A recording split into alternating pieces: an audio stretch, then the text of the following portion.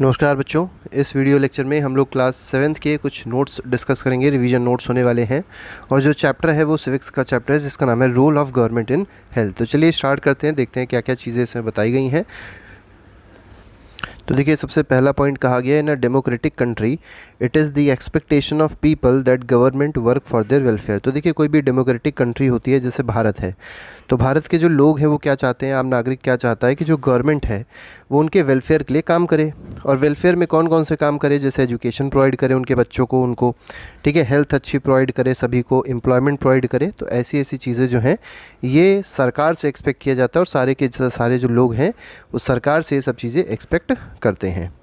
ठीक है, नेक्स्ट में देखिए क्या कहा गया, health is vital aspect because only healthy people can prove themselves resourceful. तो देखिए, हेल्थ जो होता है, हेल्थ एक बहुत ही इंपॉर्टेंट एस्पेक्ट होता है किसी भी देश के डेवलपमेंट के लिए, क्योंकि देखिए जिस भी कंट्री का पीपल मतलब जो लोग हैं जब वो हेल्दी होंगे तभी वो अच्छे से काम कर पाएंगे और इकॉनमी को इम्प्रूव कर पाएंगे। तो कहीं ना कहीं रिसोर्सफुल अगर बनाना है ह्यूमन को तो कहीं ना कहीं आप लोग को मतलब सरकार को हेल्थ में ध्यान देना पड़ता है।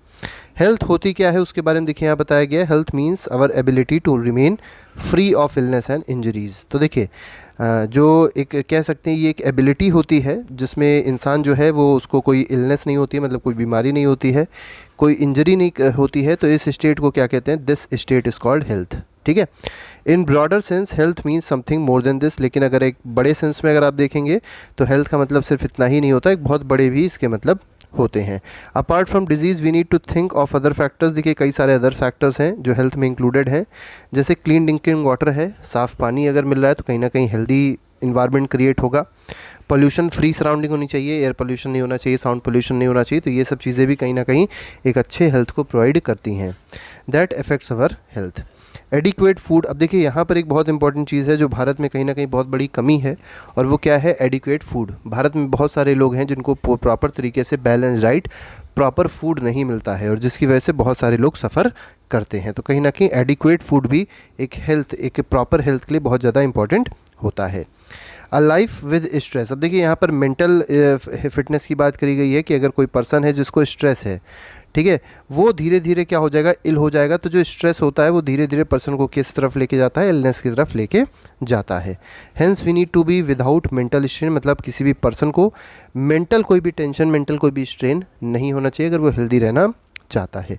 दस good health includes both sound mind and sound body. तो देखिए अगर आप गुड हेल्थ की बात करें तो गुड हेल्थ में दोनों चीज़ें होती हैं, एक साउंड माइंड भी होता है और साउंड बॉडी भी होती है।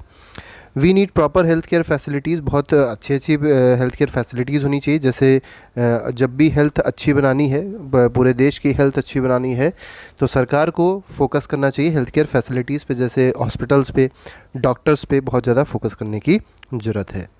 हेल्थ केयर फैसिलिटीज़ में क्या क्या आता है उसको देख लेते हैं। तो जैसे हेल्थ सेंटर्स बोले गए हैं, हॉस्पिटल्स बोले गए हैं, लैब बोले गए हैं, क्योंकि कोई भी बीमारी होती है तो सबसे पहले उसकी टेस्टिंग होती है, ब्लड सैंपल लिया जाता है, टेस्टिंग होती है, तो कहीं ना कहीं लैब बहुत ज़्यादा ज़रूरी है। एम्बुलेंस सर्विसेज, ये बहुत इंपॉर्टेंट है क्योंकि मान लीजिए कोई भी इमरजेंसी हो रही है, गाँव में हालांकि इस चीज़ की बहुत कमी है कि एम्बुलेंस अवेलेबल नहीं होती है, तो सरकार को इन सब चीज़ों पे फोकस करने की ज़रूरत है। ब्लड बैंक्स बहुत ज़्यादा इंपॉर्टेंट। ब्लड बैंक में क्या होता है, यहाँ पर ब्लड स्टोर किया जाता है और जिस भी पर्सन को ब्लड की रिक्वायरमेंट होती है वो वहाँ जाके ब्लड को ले सकता है। ठीक है, लेकिन उसके पीछे बहुत सारे फिर तरीके होते हैं, प्रोसेसेस होते हैं, आसानी से किसी को भी ब्लड नहीं मिल सकता। नेक्स्ट में देखिए क्या कहा गया, in order to run such facilities we need health workers. अब देखिए इन फैसिलिटीज़ को, जो हेल्थ केयर फैसिलिटीज़ हैं उनको रन करने के लिए भी कुछ लोगों की ज़रूरत है। वो लोग क्या हैं, तो वो हेल्थ वर्कर्स हैं, नर्सेज होती हैं, क्वालिफाइड डॉक्टर्स होते हैं। तो कहीं ना कहीं इन सब की भी बहुत ज़्यादा रिक्वायरमेंट होती है किसी भी हेल्थ केयर सिस्टम को चलाने के लिए। ठीक है, इसके बाद जो अगली रिक्वायरमेंट है वो क्या है, तो वो है मेडिसिन की और इक्विपमेंट्स की। देखिए कोई भी कंट्री है तो वो अपनी हेल्थ केयर फैसिलिटीज़ तभी अच्छी कर सकती है जब उसके यहाँ मेडिसिन का डेवलपमेंट होता हो, रिसर्च एंड डेवलपमेंट में फोकस किया जाता हो। तो मेडिसिन बहुत ज़्यादा इंपॉर्टेंट है किसी भी कंट्री के हेल्थ केयर फैसिलिटी को अच्छा इंप्रूव करने के लिए। इक्विपमेंट की बहुत ज़्यादा इंपॉर्टेंस होती है कि पेशेंट को ट्रीट करना और आपके पास कोई इक्विपमेंट ही नहीं है, आपके पास कोई मशीन ही नहीं है, आपके पास अल्ट्रासाउंड मशीन नहीं है, आपके पास ECG नहीं है, तो कहीं भी आप ट्रीटमेंट नहीं कर सकते हो। ठीक है, तो इस तरीके से ये सब चीज़ें भी इंपॉर्टेंट होती है। इंडिया हैज़ नो डेथ ऑफ क्वालिफाइड डॉक्टर्स, इसका मतलब ये है कि इंडिया में कई सारे क्वालिफाइड डॉक्टर्स हैं, डॉक्टर्स की कोई कमी नहीं है। There are large number of clinics and hospitals too, Bharat में अगर आप देखें तो बहुत सारे क्लिनिक्स भी हैं और बहुत सारे हॉस्पिटल्स भी हैं। Perhaps therefore a large number of medical tourist come to our country for treatment at reasonable cost. देखिए यहाँ पर एक मेडिकल टूरिज़्म की बात करी गई है। बहुत सारी कंट्रीज़ में क्या है कि जो ऑपरेशन है, जो भी मेडिकल फैसिलिटीज़ है वो बहुत महंगी है, लेकिन अगर आप इंडिया की बात करें तो इंडिया में मेडिकल फैसिलिटीज़ जो है वो as compare to other countries बहुत ही सस्ती है। तो बहुत सारे लोग बाहर से आते हैं और अपना ट्रीटमेंट यहाँ कराकर अपने कंट्री वापस चले जाते हैं, तो इसी को कहते हैं मेडिकल टूरिज़्म। नेक्स्ट में कहा गया है India is fourth largest producer of medicine. तो मेडिसिन के मामले में अगर देखा जाए तो भारत जो है वो चौथे नंबर पे सबसे बड़ा प्रोड्यूसर है मेडिसिन का, और सबसे मतलब एक तरीके से भी कह सकते हैं प्रोड्यूसर तो है ही और बहुत बड़ा एक्सपोर्टर भी है। मतलब बाकी कंट्रीज़ को भी मेडिसिन क्या करता है, एक्सपोर्ट करता है भारत। लेकिन देखिए इतनी सारी फैसिलिटीज़ होने के बावजूद अगर आप देखें तो हमारे यहाँ जो हेल्थ की सिचुएशन है, जो हेल्थ है हम लोग के यहाँ सिटीज़न की, वो बहुत अच्छी नहीं है, बहुत ही ज़्यादा दयनीय, बहुत ही ज़्यादा ख़राब है। और उसके पीछे रीज़न क्या है? उसके पीछे रीज़न यही है कि जो गवर्नमेंट है वो फेल हो चुकी है to make necessary health care available to all. मतलब वो नेसेसरी हेल्थ केयर प्रोवाइड नहीं कर सकते। ऐसे सरकारी हॉस्पिटल अगर आप जाएंगे तो वहाँ पे इलाज नहीं होता, प्राइवेट हॉस्पिटल जाएंगे वहाँ इलाज होता है, लेकिन गरीब आदमी वहाँ पर इलाज नहीं करा सकता क्योंकि वो बहुत महंगा होता है। तो ये सब चीज़ें हैं कहीं ना कहीं बहुत ज़्यादा दिक्कत की बात भारत के लिए। आते हैं हेल्थ केयर फैसिलिटीज़ को दो पार्ट्स में डिवाइड किया जा सकता है। पहला है पब्लिक हेल्थ केयर सर्विसेज जो कि सरकारी होती हैं, गवर्नमेंट की होती हैं, और दूसरी है प्राइवेट हेल्थ फैसिलिटीज़ जो इंडिविजुअल रन करता है या कोई कंपनी उसको रन करती है। Public health services the chain of health centres and hospital run by the government. तो देखिए पब्लिक हेल्थ सर्विसेज क्या होती हैं? तो पब्लिक हेल्थ सर्विसेज वो होती हैं जो कौन रन करता है? गवर्नमेंट इसको चलाती है। ठीक है, ये दोनों जगह आपको देखने को मिलेगी, रूरल एरिया मतलब गांव में भी देखने को मिलेगी और शहर के क्षेत्रों में भी आपको देखने को ये मिलेगी। एट द विलेज लेवल अगर आप गांव के स्तर पे देखेंगे तो इनको हेल्थ सेंटर्स के रूप में माना जाता है, कहा जाता है, इनको हेल्थ सेंटर्स कहा जाता है। Where there are usually nurses and village health worker, और यहाँ पर मेनली आपको कौन देखने को मिलेगा? तो नर्स आपको देखने को मिलती हैं यहाँ पर, और विलेज के हेल्थ वर्कर्स होते हैं जो आपको इन हेल्थ सेंटर्स पे देखने को मिलेंगे। और जो छोटी छोटी बीमारियाँ होती हैं जैसे खांसी है, बुखार है, तो ये सब यही लोग ट्रीट कर देते हैं दवा ववा दे के। डिस्ट्रिक्ट लेवल पे अगर आप जाएंगे, ठीक है, तो डिस्ट्रिक्ट लेवल पे अगर आप देखेंगे तो डिस्ट्रिक्ट हॉस्पिटल होते हैं। ये मतलब हेल्थ सेंटर्स होते हैं, जितने भी हेल्थ सेंटर्स होते हैं, मतलब अगर मान लो कोई बहुत ज़्यादा इल है तो ये रेफ़र कर देता है डिस्ट्रिक्ट हॉस्पिटल जाइए। ठीक है, तो बड़ी बड़ी सिटीज़ में कई सारे गवर्नमेंट हॉस्पिटल्स होते हैं, तो ये डिस्ट्रिक्ट हॉस्पिटल क्या करते हैं? ट्रीटमेंट थोड़ा सा प्रॉपर तरीके से करते हैं। ठीक है, under the public health system quality health care services are provided either free और एट लो कॉस्ट। देखिए जो सरकारी अस्पताल होते हैं, पब्लिक हेल्थ सिस्टम मतलब जो सरकारी हॉस्पिटल होंगे वहाँ पर जो भी सर्विसेज हैं, मतलब जो भी चेकअप है, जो भी चीज़ें हैं, जो भी ट्रीटमेंट है, या तो फ्री में प्रोवाइड किया जाता है या तो बहुत ही कम पैसा लिया जाता है, मतलब बहुत ही नॉमिनल फ़ी वहाँ पर ली जाती है, और वो इसलिए जिससे एक पुअर इंसान भी वहाँ पर जाके अपना ट्रीटमेंट करा सके। Under this system action is also taken to prevent. अब देखिए यहाँ पर अगर आप देखेंगे तो इन सरकारी हॉस्पिटल में भी कई सारे एक्शंस लिए आते हैं, कई सारे प्रिवेंटिव मेजर्स लिए आते हैं। जैसे कई सारी डिजीज़ेज़ हैं, जैसे टीबी हो गया, मलेरिया हो गया, जॉन्डिस हो गया, कॉलरा हो गया, डायरिया हो गया, चिकनगुनिया हो गया। तो ये सब डिजीज़ ऐसी हैं जो अक्सर गांव के लोगों को हो जाती है, शहर के लोगों को भी हो जाती है। तो इनका प्रिवेंशन जो है उसकी अवेयरनेस भी ये लोग प्रोवाइड करते हैं, और साथ ही साथ कहीं ना कहीं वैक्सीनेशन वाली ड्राइव हो गई। तो ये सब चीज़ें भी ये डॉक्टर्स, ये हेल्थ केयर सिस्टम प्रोवाइड करता है, वो भी free of cost. A wide range of private health facilities exist in our country. हम लोग की कंट्री में प्राइवेट हेल्थ फैसिलिटीज़ बहुत ज़्यादा एग्जिस्ट करती है। ठीक है, बहुत सारे ऐसे डॉक्टर्स हैं जो अपनी निजी क्लिनिक खोले हुए हैं, निजी हॉस्पिटल खोले हुए हैं, और वो अपना अच्छा खासा पैसा भी उससे कमा रहे हैं। In the rural areas the registered medical practitioners are found whereas the urban areas large number of doctors can be seen. तो देखिए अगर आप गांव के क्षेत्रों में जाएंगे, गांव में अगर आप जाएंगे तो वहाँ पर आपको कौन दिखेगा? तो वहाँ पर आपको देखने को मिलते हैं रजिस्टर्ड मेडिकल प्रैक्टिशनर्स, जिसको RMPs कहते हैं। तो RMPs का फुल फॉर्म याद रखिएगा, रजिस्टर्ड मेडिकल प्रैक्टिशनर होते हैं। थोड़ी सी स्पेलिंग गलत हो गई है, REGISTERED, तो यहाँ पर एक ई गायब हो गया है, तो रजिस्टर्ड मेडिकल प्रैक्टिशनर होते हैं। ठीक है, लेकिन आप अर्बन एरियाज़ में जाते हैं तो अर्बन एरियाज़ में आप लोग को बहुत सारे डॉक्टर्स देखने को मिलते हैं। There are hospitals and nursing homes, तो आप लोग को हॉस्पिटल्स भी देखने को मिलेंगे, नर्सिंग होम्स भी देखने को मिलेंगे जो प्राइवेटली ओन है और जो सरकार नहीं चलाती। और ये मेनली कहाँ पर देखने को मिलते हैं, तो अर्बन एरियाज़ में मेनली देखने को मिलते हैं, क्योंकि अर्बन एरियाज़ में पैसा ज़्यादा है लोगों के पास, तो वो लोग सरकारी कम प्रेफर करते हैं और प्राइवेट ज़्यादा प्रेफर करते हैं। गांव के क्षेत्रों में अगर आप देखेंगे तो गांव में क्षेत्रों में ज़्यादातर लोग गरीब होते हैं, तो उनके पास ज़्यादा पैसा वैसा तो होता नहीं है, तो वो सरकारी हॉस्पिटल में जाना प्रेफर करते हैं। Unlike the public health services in private hospital, patients have to pay a lot of money for their treatment। तो देखिए, पब्लिक हेल्थ सर्विसेज में आपको भी हमने बताया कोई फ़ी नहीं पड़ती है या तो बहुत ही नॉमिनल फ़ी पड़ती है, ठीक है। लेकिन अगर प्राइवेट में आप जाते हैं तो बहुत ज़्यादा फ़ीस पड़ती है, तो इसलिए जो गरीब लोग हैं वो प्राइवेट हॉस्पिटल में जाना उनके लिए उतना आसान नहीं होता है, ठीक है।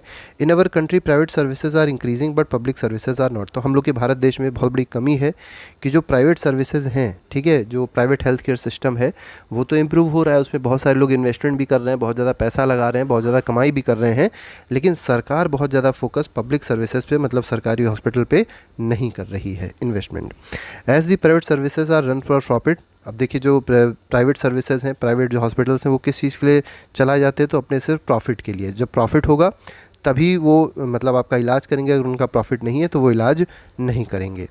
Cost of these services are rather high, तो इनका इसीलिए जो कॉस्ट होता है प्राइवेट हॉस्पिटल का वो बहुत ज़्यादा होता है।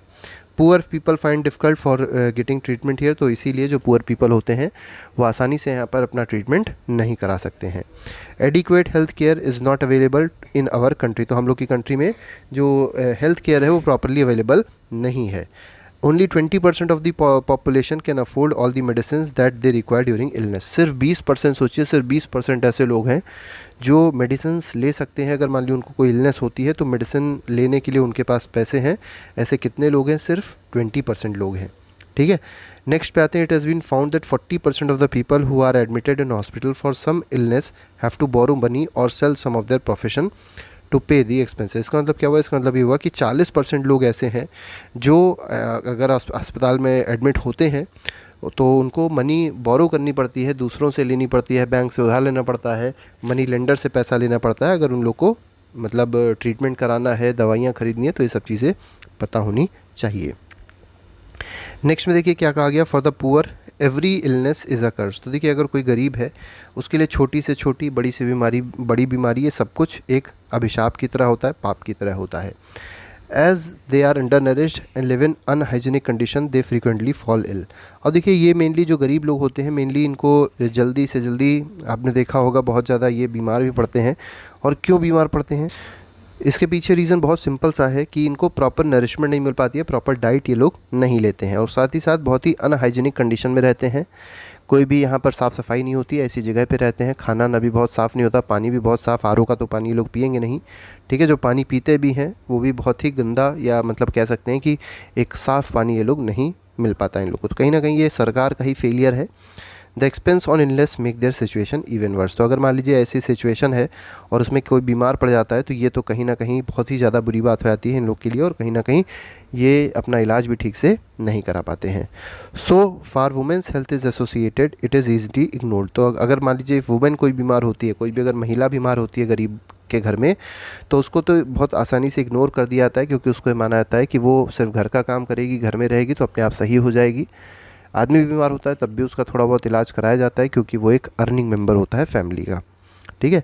Many tribal areas have few health centres. तो अगर आप ट्राइबल एरियाज़ में जाएंगे, ठीक है, तो वहाँ पर तो हेल्थ सेंटर्स बहुत ही कम है, ठीक है। ट्राइबल एरियाज़ मतलब जो जंगल के पास एरियाज़ हैं, जैसे छत्तीसगढ़ हो गया, झारखंड हो गया, ठीक है, मध्य प्रदेश में बहुत सारे एरियाज़ हैं। तो ये सब में जो हेल्थ सेंटर्स हैं, अस्पताल हैं सरकारी, बहुत ही नॉमिनल है ही नहीं एक तरीके से, ठीक है।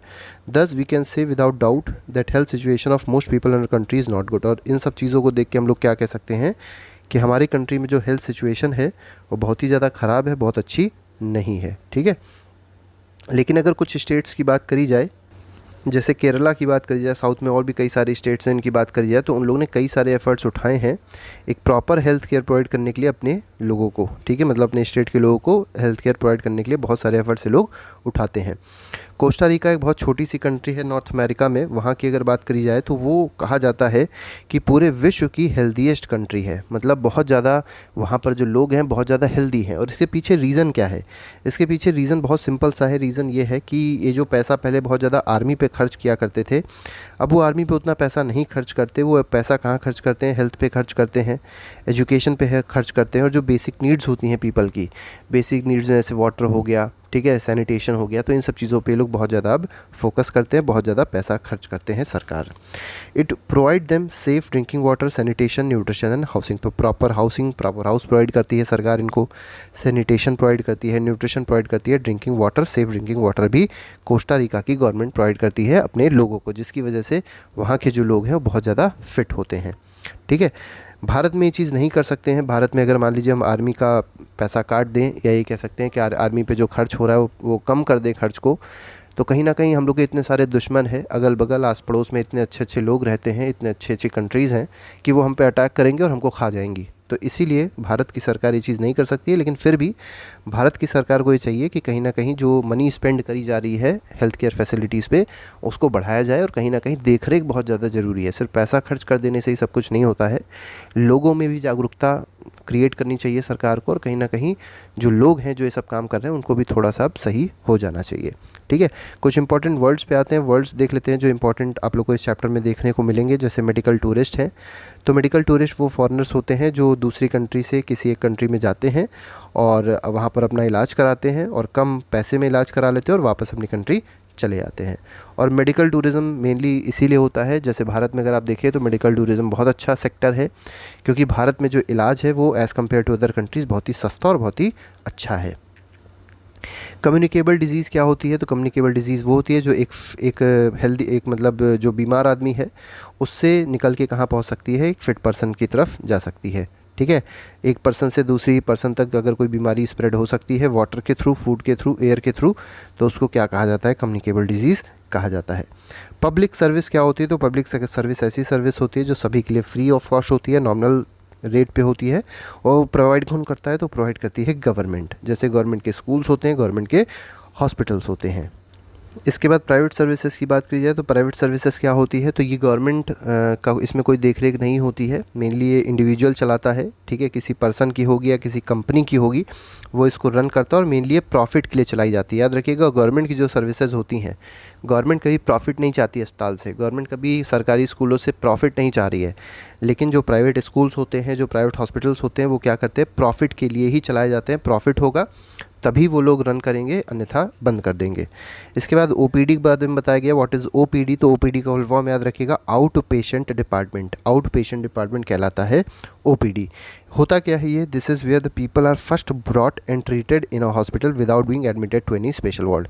तो देखिए, जैसे कोई भी पर्सन है, अचानक से मान लीजिए वो अस्पताल में जाता है, तो अस्पताल के जिस डिपार्टमेंट में जाएगा उसको कहेंगे ओपीडी। किसी कोई बीमार हुआ तो कहाँ पहुँचेगा? अस्पताल के ओपीडी डिपार्टमेंट पहुँचता है। ओपीडी में उसका फर्स्ट एड कह सकते हैं, एक छोटा सा ट्रीटमेंट दिया जाता है, देखा जाता है उसको, बीमारी चेक करी जाती है, और फिर उसको बाद में एडमिट किया जाता है। तो एडमिट करने से पहले वो जहाँ पर रहता है, ठीक है, उसको, उस डिपार्टमेंट को कहा जाता है ओपीडी, आउट पेशेंट डिपार्टमेंट, ठीक है। नेक्स्ट पे आते हैं, आरएमपीज़ की बात करी गई। अभी हम लोग ने देखा था आरएमपीज़ क्या होते हैं, तो रजिस्टर्ड मेडिकल प्रैक्टिशनर्स होते हैं, और मेनली ये कहाँ पाए जाते हैं? तो रूरल एरियाज़ में पाए जाते हैं, ठीक है। तो रजिस्टर्ड मेडिकल प्रैक्टिशनर, ये हम लोग ने पूरा चैप्टर का नोट्स डिस्कस किया। कहीं ना कहीं ये बहुत ही इंपॉर्टेंट है आप लोग के पूरे चैप्टर के रिवीजन के लिए। बाकी जितने भी चैप्टर्स हैं उनके नोट्स बहुत जल्द ही प्रोवाइड कर दिए जाएंगे, प्लेलिस्ट में आप लोग जाके देख सकते हैं। बहुत सारे प्रोवाइड भी कर दिए गए हैं, एमसीक्यूज़ भी बना दिए गए हैं, उसको भी आप लोग जाके देख सकते हैं और अपनी पढ़ाई को आगे बढ़ा सकते हैं। तो अभी के लिए फ़िलहाल नहीं रखते हैं। Thank you very much, goodbye, जय हिंद।